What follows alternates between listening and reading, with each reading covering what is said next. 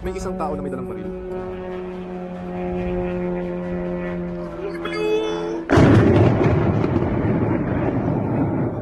Nalintikan na ako. Hindi tumitigil ang Ukraine at tapos na ang panahon ng babala.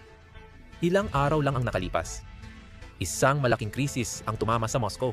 Nawalan ng kuryente ang 12 rehiyon dahil sa matinding pag-atake ng Ukraine. Iniwan ang 20,000 Ruso sa mga lagusan at pinatigil ang trapiko sa mga kalsada. Habang hirap si Putin pamahalaan ang kaguluhan, hayayagang sinabi ng leader ng drone force ng Ukraine na hindi ito pansamantalang abala lang. Ito na ang bagong realidad. Malawakang pagkawala ng kuryente sa Rusya ngayong taglamig. Ilang oras matapos ang anunsyo, tinupad ng Ukraine ang pangako nito. Naglunsad sila ng malawakang pag-atake para gawin mismo ang sinabi nila. Isang gabi lang, tinamaan ng drone ng Ukraine ang 5 istasyon ng kuryente sa Rusya. Nagdulot ng power outage sa milyon-milyong bahay sa ilang segundo. Hindi doon natigil ang Ukraine. Pinasabog din nila ang pangunahing pipeline na matatagpuan sa Moscow na nagdadala ng milyon-milyong tonelada ng fuel, diesel at gasolina para sa militar ng Rusya. Malinaw ang mensahe. Hindi naligtas ang likurang bahagi ng Rusya. Hindi kayang protektahan ni Putin ang militar at ekonomiya niya. Walang magawa ang Kremlin. Ako si Sam, narito ang update sa Ukraine. Simulan natin sa drone attack ng Ukraine na sumira sa 5 power station ng Russia. Hindi lang ito pagpapakitang gilas ng Ukraine. Ilang oras bago ang pag-atake, naglunsad ang Russia ng mapaminsalang atake sa mga sibilyan ng Ukraine na pumatay ng 15 at nakasugat ng 20. Isa ito sa pinakamalalang araw para sa mga Ukrainian nitong mga nakaraang buwan. Kaya, tulad ng ipinangako ni Pangulong Zelensky, gaganti ang Ukraine sa tuwing aatakehin ng Russia ang enerhiya o mamamayang Ukrainian. Ito ang dahilan kaya tina-target ng mga drone ng Ukraine ang power station ng Russia. Isa sa mga rehiyon ay naatake. Ganito ang itsura nito pagkatapos ng pag-atake. Hindi ko alam, nagbi-video ako. May pabrika doon para dahan ito, pero wala kang makikita. 2 parol ang naka-on. Yun lang, wala nang ilaw kahit saan. Ngayon, ito ay isang malaking pag-atake. Tinamaan ang 5 power station sa iba't ibang rehiyon, sa timog at hilaga. Posibleng milyon-milyong bahay ang nawalan ng kuryente. Bago ko ipaliwanag kung bakit ito delikado, ipapakita ko muna sa inyo ang resulta ng pag-atake ng Ukraine noong Oktubre 31 Halloween. Napag-usapan na natin ang pag-ataking ito noong nangyari ito. Tinalakay natin kung paano ito isinagawa ng Ukraine at kung anong uri ng pinsala ang kanilang nagawa. Ito ang mga ulat na nakuha natin kinabukasan nang magising ang mga Ruso sa kanilang bagong realidad. Nagkaroon ng malawakang blackout sa Moscow dahilan ng paghinto ng metro tren at trapiko sa kabisera ng Russia. 12 rehiyon sa Moscow Oblast, kasama ang lungsod ng Moscow, ay nawalan ng kuryente. At dahil dito, nagsara ang mga negosyo, nagsara ang mga opisina, at maging ilang gusali ng pamahalaan ay nagsara rin. Bukod dito, hindi rin gumana halos buong araw ang mga trolley, tram, at traffic light. Pero mas malala, 43 tren ang naipit sa lagusan. Kaya nang mawalan ng kuryente, nasa loob sila ng lagusan at doon sila naipit. At may 20,000 pasahero sa loob ng mga iyon. Kinailangan ilikas ng mga bumbero ang mga pasahero dahil hindi agad babalik ang kuryente. Gaya ng nabanggit ko sa huling video, ito ang isa sa pinakamalalaking pag-atake ng puwersang Ukrainian nitong mga buwan. 700 siguro 800 drones ang pumasok sa Russia. At kaya ganoon kalawak ang pinsalang nakita natin. Daan-daang libong tao sa kabisera ang nararamdaman ang hirap ng pananakop na sinimulan ni Putin. Alam mo, hindi naman naapektuhan ng blackout ang Russia militar. Gabi ng Halloween noon at namimigay ng regalo ang Ukraine sa lahat. Kaya hindi nito kakalimutan ang maliit na hukbong Ruso. Kaya may espesyal na operasyon talaga para sa kanila. Tingnan mo ito. Ito ang Cold Sevo Oil Pipeline. Grupo ito ng 3 pipeline sa Moscow na gamit ng hukbong Ruso sa paghatid ng jet fuel, diesel at gasolina. At marami silang ginagamit nito. Milyon-milyong tonelada ng mga materyales na ito ang dinadala bawat taon. Bilang Halloween regalo, nagpasya ang Ukraine na sabay-sabay silang pasabugin. Ngayon, ang pinakamasamang bahagi ng lahat ng ito ay ang katotohanang alam ni Putin na mahalaga ang mga pipeline na ito. Nagpakabit siya ng anti-drone netting at may armadong guwardyang nagbabantay para protektahan ang pipeline laban sa ganitong pag-atake. Sa kasamaang palad, walang gumana. Muling napatunayang ang hukbong Ruso ang pinakamalaking kaaway ni Putin. Ano pa silbi ng milyon-milyong gastos sa netting kung di rin nito napipigilan ang drone para lalong lumala ang sitwasyon para sa Kremlin? Pagkatapos ng mga pag-ataking ito, ang pinuno ng puwersa ng drone ng Ukraine ay nagbigay ng isang napakapublikong mensahe para kay Putin. At hindi ito isang bagay na ikinatuwa ni Putin na marinig. Tingnan mo ito ngayon. Kaunting konteksto lang. Dumating ang mensaheng ito ilang oras matapos ang blackout sa Halloween. Panahong ito, nararanasan ng Moscow at mamamayan ng Russia ang blackout. Sabi niya, blackout, hindi ito nakakatakot. Medyo abala lang ito. Pero masanay ka na. Sa buong mabagyong teritoryo, ang paglipad ng malayang ibon ay hindi inaasahan at wala sa schedule. Kaya tinawag itong malayang ibon ng Ukraina. Ngayon, tinutukoy niya ang mga drone. Ako ang gumawa ng computer translation mula sa Ukrainian, kaya medyo mali ang grammar. Pero tuloy lang tayo. Ang mga ibong ito, kasama ng iba pang malalim na pag-atake ng puwersang depensa ng Ukraina, ay nangangako ng mabilis at sapilitang pag-aangkop para sa inyo. Kakayanin ninyo. Sulo, flashlight, kandila, anya. Hindi namin sasabihin ang bawat istasyon ng kuryente na tinukoy ng mga ibon. Sundin nyo na lang ang prinsipyo. Maliwanag at mainit, pero may pagsabog. Madilim na taglamig. Sinabi niyang hindi niya tayo ipapaalam, pero ininform niya tayo sa susunod na pag-atake. Dahil malaki iyon.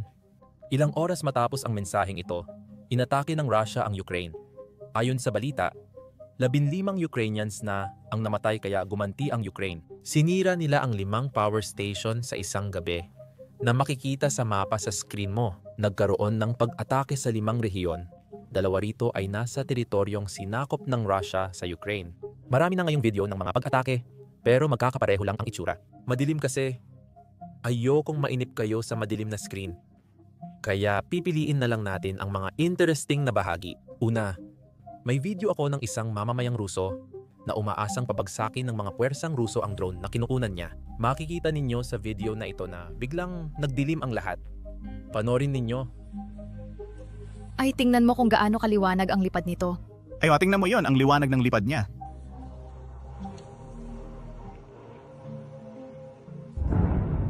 Ngayon, babarilin na nila ito. Babarilin na nila ito anumang sandali ngayon.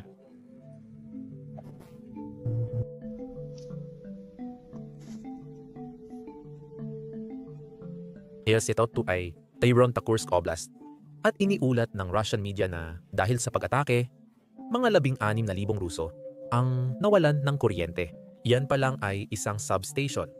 Punta naman tayo sa susunod sa Lipetsk Oblast. Sigurado akong mali ang bigkas ko, pero panoorin na lang natin ang clip. Tara na, tangina. Ngayon, sa rehiyong ito, wala pa tayong eksaktong bilang ng naapektuhan, pero kakalkulahin natin mamaya base sa datos natin kung gaano karaming kuryente ang nawala mula sa mga linya ng kuryente ng Rusya. Ngayon, ang susunod na planta ng kuryente ay nasa Luhansk. Iyon ang sinakop na teritoryo ng Ukraine na nasa ilalim ng kontrol ng Rusya. Tingnan mo.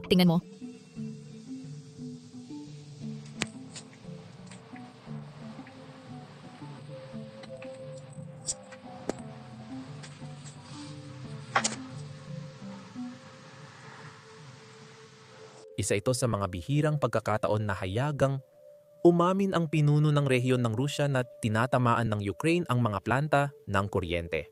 At ang dahilan nito ay maaaring dahil talagang malawak ang mga pag-atake ng Ukraine. Tinamaan nila ang 4 na magkakaibang substation sa iba't ibang distrito ng rehiyong ito. Kumalat ng husto ang balita at pinag-uusapan na rin ito ng mga tao sa loob ng Rusya.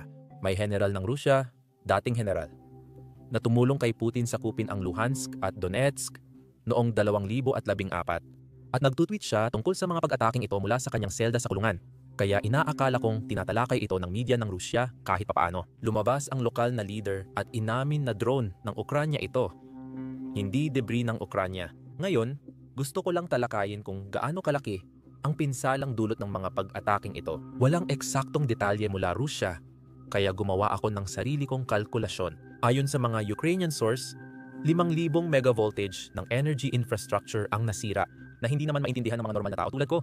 Parang, ano bang ibig sabihin nun? Nag-research ako kung ilang enerhiya ang konsumo ng karaniwang bahay sa Russia. Nasa 0.5 hanggang 1 kilowatt. Sige, ibig sabihin, base sa pinsalang sinabi ng mga puwersang Ukrainian na nagawa nila, ang mga pasilidad na napabagsak nila ay kayang magbigay ng kuryente sa kahit saan mula 1 milyon hanggang 5 milyong kabahayan. Depende sa kung gaano karami ang kanilang konsumo. Hindi ibig sabihin na ang mga plantang ito ay nagsusupply talaga sa milyon-milyong bahay. Dahil hindi lang bahay ang gumiitan ang gumagamit ng kuryente. Mas malaki ang konsumo ng kuryente ng mga pabrika at opisina kaysa karaniwang bahay. Ang dami ng milyon-milyong bahay ay nagpapakita ng lawak ng pinsalang dulot sa grid ng enerhiya ng Rusya. Malaking dagok ito at posibleng abutin pa ng ilang araw o linggo bago maibalik ng Rusya. Ito ang tanong. Sa video, tinanong ng mga tao kung gaano katagal aayusin ng Rusya ang pinsala ng drone strike. At ang malungkot na bahagi ay hindi naman ito ganoon katagal. Dahil sa totoo lang, umaasa ako na aabutin sila ng mga buwan, baka taon pa, bago nila ito maayos. Pero kadalasan, sa loob ng 1 buwan, kaya na nilang ayusin ang isang bagay. Ang mas malaking issue rito, ang mga drone ay walang malawak na impact radius. Kaya limitado lang ang pinsala sa tinamaan. Ang maganda sa lahat, halos gabi-gabi umatake ang Ukraine. Kaya kahit mabilis mag-ayos ang Rusya, nagkakaroon sila ng problema sa mga resources kung saan kailangan nilang magdesisyon kung aling refinery ang uunahin nilang ayusin at alin ang hindi na nila aayusin. Dahil isa pang problema na kinakaharap ng industriya ng Rusya ay ang lahat ng mga refinery na ito at may humigit kumulang 34 na refinery ang Rusya. Sa pagkakaalala ko, itinayo ito ng mga kanluraning kumpanya gamit din ang kanluraning pyesa. Ngayon, dahil sa mga parusa, nahihirapan ang Rusya kumuha ng pyesa na napipinsala ng mga drone ng Ukranya. Ibig sabihin, unti-unting nasisira ang mga refinery dahil sa sunod-sunod na pag-atake at hirap makakuha ng ilang pyesa ang Rusya. Siguro dahil maliit ang merkado, mas madaling bantayan. Kung malaki ang merkado, tulad ng calculator, pwedeng bumili ang Rusya mula sa bansang bumibili rin sa Estados Unidos. Kung maliit ang merkado, mas madali para sa mga kanluraning gobyerno na magparusa at mas mahirap para sa Rusya na umiwas. Pero bukod pa rito, tingin ko may mas marami pang masamang balita na paparating para kay Putin dahil nakakaganti ang Ukraine gamit ang mga drone.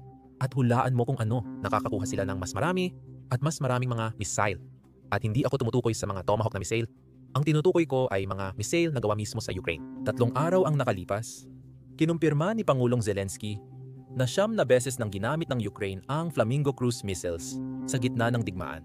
Bukod pa roon, kinumpirma rin niya sa parehong press con o pag-uusap. Plano nilang simulan ang mass production ng mga missile bago matapos ang taon. Ibig sabihin, asahan nating dadami pa ang mga missile na papasok sa mga teritoryong kontrolado ng Russia at sa loob ng Russia sa mga susunod na buwan.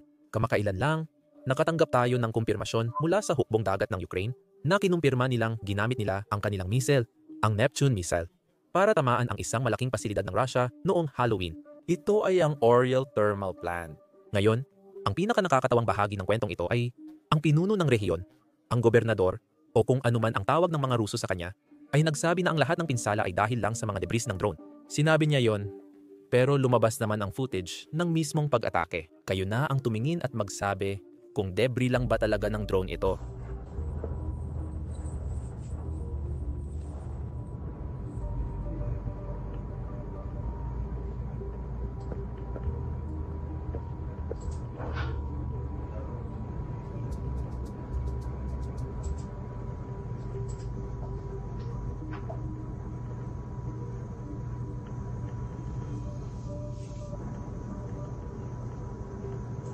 Kung hindi pa sapat ang nakakabiglang footage na ito, sanay na rin sa drone attacks ang mga Rusong nakatira roon.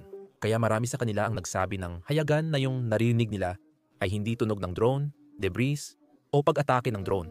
Iba raw iyon. Ayon sa hukbong dagat ng Ukraine, Neptune missile ang ginamit sa pag-atake.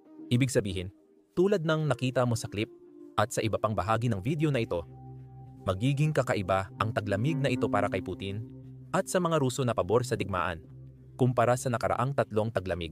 Mas kaya na ng Ukraine na gumanti sa Rusya kung magpatuloy ang pananakot nito sa kanilang mamamayan. Ngayon, hindi ko alam kung bakit, pero bihira kong makita ang balita tungkol dito sa traditional at mainstream media. Maaaring takot silang magbalita o wala lang silang interes sa ganitong balita. Makikita sa mga video na araw-araw naming ina-upload na talagang interesado kami sa ganito. Malaki ang malasakit namin at nais naming siguraduhin na hindi matatalo ang mga Ukrainyano sa digmaan. Iyan ang dahilan ng aming mga coverage at kung bakit kamakailan lang namin sinimulan ng Basics Insider, sarili naming plataforma ito para magbigay ng coverage sa mga balitang hindi tinatalakay ng tradisyonal na media. At ang pinakamagandang bahagi dito ay wala kaming mga limitasyon. Kami mismo ang gumawa ng plataforma mula sa simula. Kaya, di tulad ng YouTube, di namin kailangang isensor ang pagsabog ng drone o ang Russian envoy na winasak ng Ukrainian defenders. Hindi rin namin kailangang isensor ang ayaw ng advertisers. Walang patalastas sa website na ito. Umaasa kami sa inyong suporta. Kung interesado ka sa ganitong balita, bisitahin ang basicsinsider.com. Gamitin ang link sa description o iscan ang QR code sa screen. Kapag nag-sign up ka, ma-access mo ang mga content na hindi namin mailalagay sa YouTube. At bukod pa dyan, plano namin gumawa ng mas marami pang mga dokumentaryo at mas marami pang Q&A na mga video bawat linggo. Bisitahin ang website at mag-sign up ngayon para suportahan ang channel at mga coverage namin. Salamat!